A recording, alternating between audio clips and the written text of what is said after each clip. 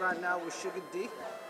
What's going on, everybody? Suge, first of all, I want to know a bit more about this name, Suge Dunkerton. Where's that derived from? Well, if anybody's ever seen the movie Semi-Pro with Andre 3000 and Will Ferrell in it, there's a character Andre 3000 plays that he's like the baddest baller on the court.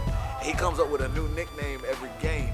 So one of the nicknames that he just threw away was Suge Dunkerton on one of them. So yeah, so you know, like I might have swagger jacked. I might have elevated it now. Like if you Google it, I come up. You know, not him, but you know what I'm saying. Like I figured he threw it away. He made it a hot name. I made it a hot career. You know what I'm saying? So yeah. So we know even a name like that straight away off the bat, it brings a lot of charisma, flamboyance, and stuff like that. Is that what we can expect to see from you, man? I think the biggest thing that people can expect is just flavor, man. Like you see me hashtagging it all the time, hashtag new flavor.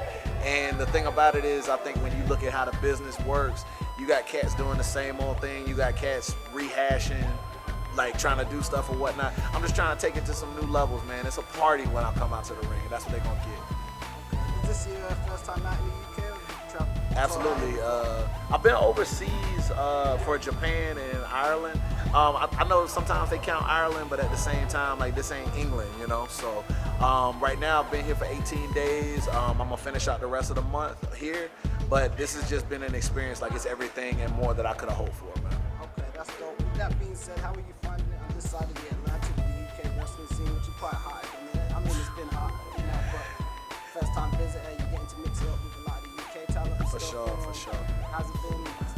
It's just been awesome. Like it really makes you step your game up. I've been training a lot, like with Fight Club Pro and other places as well too.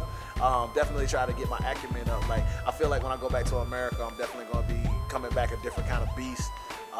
Drop weight, added muscle, new holds, new throws, all that good stuff like that. I feel like we're going to like. It's crazy over here because there's so much respect for their history, but at the same time they're paving and blazing new trails, and I'm just glad that they let me be a part of that and be a guest at their party, which I definitely want to come back and do some more. Most definitely. Speaking of blazing new trails, we've seen quite, I mean we've always had a lot of black wrestlers within the business, but nowadays we've seen quite the surge, a lot would say, of you know, premium talent from a lot of black wrestlers who may have not had the, you know, such opportunities in the business before. We ain't gonna go into too much politics, but we see, you know, Rick Swans on the 205. We see, you know, Raw, SmackDown, the Indies, all sorts of talent like everywhere and stuff. Coming up yourself as a black wrestler, how's your experiences been, your inspirations? How do you find the business and stuff like that? Like, dude, as far as inspirations go, like Coco Beware, Booker T, cats like that, like I just, you know, they went through so much so that we be able to have those doors kind of open to us. And now, like, I love this new renaissance of black because I feel like in the older days, and I don't mind mentioning it, it's just, it was a lot of companies telling black wrestlers how to be black and asking us to go out there and portray that. Now we just being the black that we want to be. Like the New Day, to me, is a perfect example of that. It's Black Boy Joy. Yeah, like that's just straight Black Boy Joy all day long. Like we love Dragon Ball, we love Pancakes, we love all that stuff, and they out there doing it. And I always remember that, and I try to stay true to that in my own performances, man. So I have a lot of just callbacks to it, like, you know, the wrestlers that I mentioned before. Norman Smiley, huge fan of his stuff. And then Black Magic, like I'm in a big wiggle. And then like I try to throw influences of like, you know, Morris Day, Jimi Hendrix, you know, a little bit of Rakim, like just guys like that. Like I look at their style and their overall attitude, and I try to put that in what I do, and just like my general style, my ring style, all that stuff. Like, and I feel like they need that because there's gonna be a generation of black wrestlers after me, and whether I go all the way to the top of WWE or I stay like a mixtape wrestling indie legend, I just want them to know it's possible and they can do it their way. We definitely love and appreciate the swagger and stuff. So, quick question, in terms of, we're going to take it off wrestling for a slice. For sure. We're going to go on to movies. You checked out any interesting movies lately? Woo, you already know what I want to talk about. Woo, Wakanda Forever. Man, Black Panther, so necessary. Like that movie was like so necessary right now. Like there's a ton of good movies I've seen. I'm a big movie buff anyway. I mean, I want to give a shout out to Murder on the Orient Express, like the new version that just came out too. That's the new Poirot. Very nice, very nice. But like, you know, Black Panther is just recent to me. I've just seen it.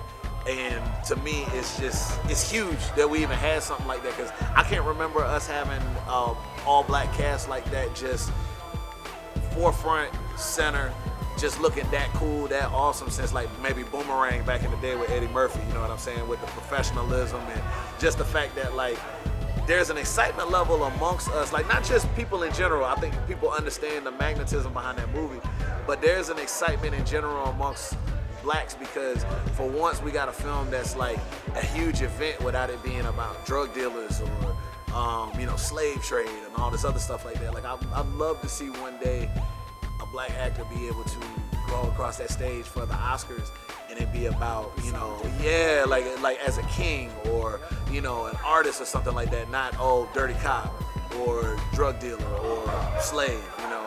For once, we're finally being able to see ourselves portrayed in, like, you know, my black women, my black men as, like, you know, kings and warriors, and it's just a beautiful thing. Like, when I have my kids one day, like, I want to be able to sit them down and show them everything that they can be, whether it's a girl or a boy. They can see that when they get ready to see that movie. So if you haven't had a chance to see it, I don't care what your skin tone is, it's worth it. Like, it's absolutely worth it. It's a triumph. And lastly, what can we expect from the Super Clash tonight, or any words for the Super Clash crowd?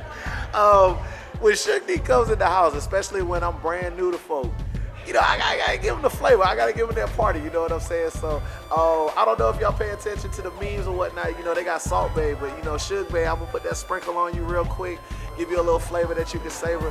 And most definitely, if you don't know me, I'm gonna be the guy that you wanna know by the time the show is over. You dig?